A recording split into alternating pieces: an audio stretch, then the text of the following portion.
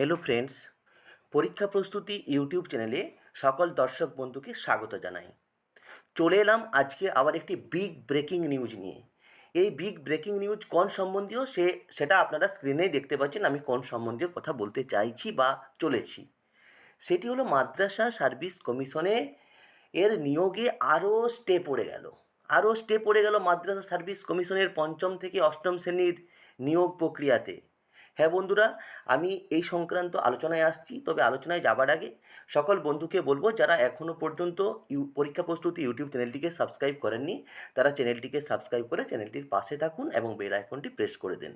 নিত্য নতুন খবর সবার আগে সঠিকভাবে উপস্থাপন করার জন্য পরীক্ষা প্রস্তুতি ইউটিউব চ্যানেল সবসময় আপনাদের সাথে আছে, আপনাদের পাশে আছে। দেখুন বন্ধুরা, আমরা এটাই ভয় পাচ্ছিলাম আর সেটাই ঘটে গেল আজকে। মাদ্রাসা সার্ভিস কমিশন যে পঞ্চম থেকে অষ্টম শ্রেণী পরীক্ষা নিয়েছিল, সেটাতে স্টে পড়ে গেল। বিচারপতি আজকে সেখানে স্টে ফেলে দিয়েছেন। তারপর 7 SLST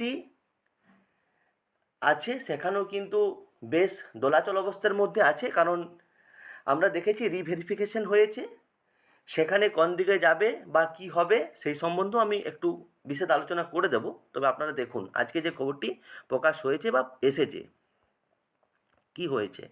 আমরা যেটা খবর পাচ্ছি, কি দিচ্ছে, ফের শিক্ষক নিয়োগে স্থগিতাদেশ পড়ে গেল। রাজ্যে আরও একটি শিক্ষক নিয়োগ প্রক্রিয়ায় স্থগিতাদেশ দিল কলকাতা হাইকোর্ট। মূলত প্রশিক্ষণ সংক্রান্ত বিধি না মানার কারণে কয়েকজন চাকরি প্রার্থীর করা মামলায় স্থগিতাদেশ দিল আদালত। এবারে মাদ্রাসা সার্ভিস কমিশনের মাধ্যমে শিক্ষক নিয়োগে স্থগিতাদেশ পড়ল। মাদ্রাসায় পঞ্চম থেকে অষ্টম শ্রেণী পর্যন্ত শিক্ষক নিয়োগে 2023 সালের নিয়োগ প্রক্রিয়া ফল প্রকাশে অনির্দিষ্টকালীন স্থগিতাদেশ জারি করেছেন কলকাতা হাইকোর্টের বিচারপতি মাননীয় সৌগত ভট্টাচার্য মহাশয়। মানে অনির্দিষ্টকালের জন্য এই জায়গাটা কিন্তু বেশ একটু ভাবাচ্ছে। মামলাকারীদের দাবি, 2023 সালে মাদ্রাসায় পঞ্চম থেকে অষ্টম শ্রেণী পর্যন্ত শিক্ষক নিয়োগের জন্য বিজ্ঞপ্তি প্রকাশ করে মাদ্রাসা শিক্ষা কমিশন। সেই বিজ্ঞপ্তিতে যোগ্য চাকরি প্রার্থীদের প্রশিক্ষণ শেষ হওয়ার নির্দিষ্ট দিনক্ষণের উল্লেখ ছিল।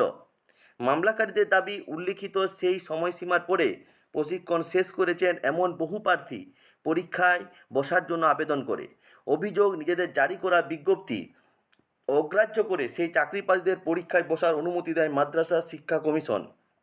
এতে যোগ্য প্রার্থীদের প্রতি বঞ্চনা করা হয়েছে বলে আদালতে মামলা হয়। মামলার শুনানিতে বৃহস্পতিবার বিচারপতি সৌগত ভট্টাচার্য